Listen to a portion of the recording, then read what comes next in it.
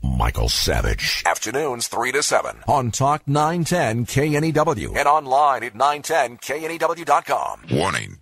The Michael Savage Show contains adult language, adult content, psychological nudity. Listener discretion is advised.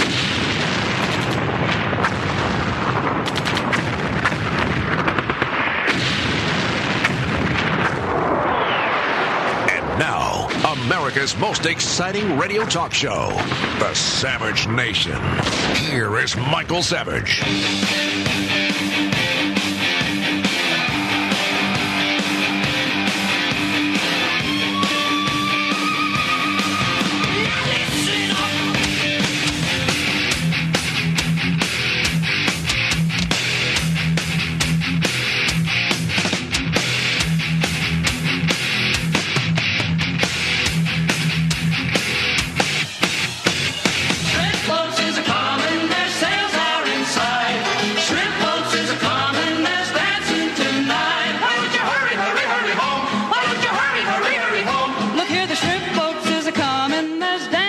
Talking about Lilliputians in government, shrimp in gumbo, and radishes and tadishes. 1-800-449-8255, michaelsavage.com.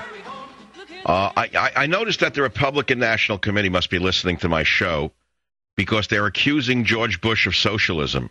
Now, I'm the first one to have said that George Bush's fiscal policy struck me as fiscal socialism well over a year ago, long before anybody saw what was coming. I knew Bush was a socialist then. And now today, the RNC puts out a draft of a resolution accusing Bush of embracing socialism. What's interesting about this is that they're 100% right. They say we can't be a party of small government, free markets, and low taxes while supporting bailouts and nationalizing industries which lead to big government, socialism, and high taxes at the expense of individual liberty and freedoms. They're 100% right. And I guess they're listening to the Savage Nation. The problem is it's a little too late for this. They should have said something 4 years ago when George Bush went on this rampage with the scythe towards capitalism, the scythe that he brought down capitalism with, you know. So, yeah, it's typical Republicanism. Once they lose, they pretend that they're fiscal conservatives. Then you idiots go back into their big tent. And the next thing you know, they're doing it all over again. So I'm very jaundiced on the whole political picture. I have no faith in either party. You know, I'll look at the individual, but all of them are untrustworthy, truthfully, as far as I'm concerned.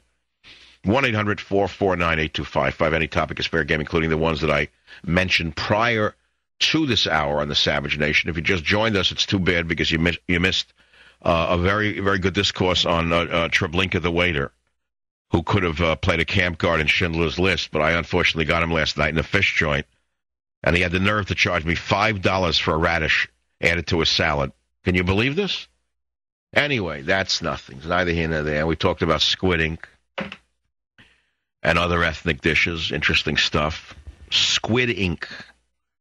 I think that squid... Does anyone out there eat squid ink to this day? It's very hard to get good squid. Most of it's from China. Be very careful. You must find the source of it. I wouldn't eat anything from China. Nothing. Zero. You know, melamine is toxic, as you well know, and it's appearing in foodstuffs, baby food, you name it. I go to a Chinese restaurant Monday that I go off and on with, and the dish, the plate itself, the back of it said melamine ware.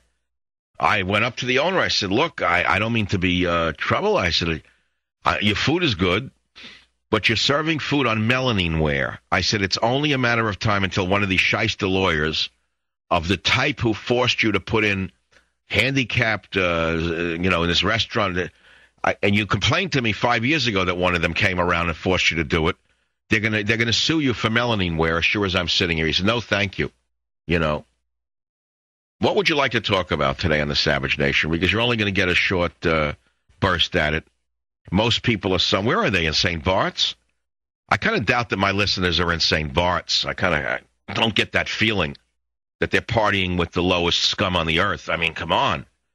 You're not on that low level. You know, everything's upside down in America today. The filth that lives on Park Avenue are all criminals, by and large. Thieves, they robbed America blind. Are you supposed to look up to them? You look down upon them. They've been looking down on you. They all belong in an orange jumpsuit, as far as I'm concerned. The lowest of the low. You know, I told you that there's actually a silver lining to Madoff's chicanery. The alleged theft of $50 billion by that nice, wonderful, terrific boy on Park Avenue, Madoff. A wonderful man, that Bernie. Yeah, terrific. You could, wonderful. Bernie Madoff rips off $50 billion, allegedly. And the only silver lining that I could see is that some of the charities were funding some of the most whack-job left-wing programs in America. So some of the charities that he bankrupted were funding some of the most anti-American projects you've ever seen, such as the Death Row Project, trying to make sure that there was no, the death penalty clinic. In other words, clinic. Whenever you hear clinic, you better reach for your Glock. It means they're coming for you. But the death penalty clinic, sound clinic, very clinical. A bunch of left-wing whack jobs who have never been raped or mugged, who think that anyone on death row is an innocent victim. You know, it's like saying Hamas is a victim now in the Middle East. Yeah, victim. Everyone's a victim. Speaking of false victimhood, there's a fascinating article that I linked up on michaelsavage.com about the changes going on in once liberal regions of Europe. And I have to refer you to the story. It's very interesting what's going on in Europe right now.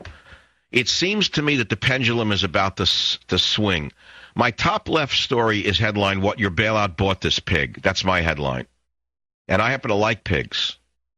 But down on the website, where's this one? Thai stripper gave men HIV, says ex-husband. No, that's not it. I'm looking for the story. 2008 was the year man-made global warming was disproved. You ought to read that one. Send the copy to Al Gore, the man who no one can find. You know, during cold spells, he disappears. Here it is. From the left wing, a call to end Dutch notion of tolerance. This comes from the International Herald Tribune. And here are the Netherlands, which welcomed Islamic immigrants, bent over backwards for Islamic immigrants, tried to prove that they weren't racist to the Islamic immigrants. They woke up, one day they woke up with some of their leading cultural figures dead. The most notable being Vincent van Gogh's, the filmmaker, Theo van Gogh, a grandnephew, I think, of Vincent, who was murdered by a Muslim. Pim Fortuyn, who was later murdered by a Muslim. And now suddenly the left wing has done a turnabout where they are saying enough is enough.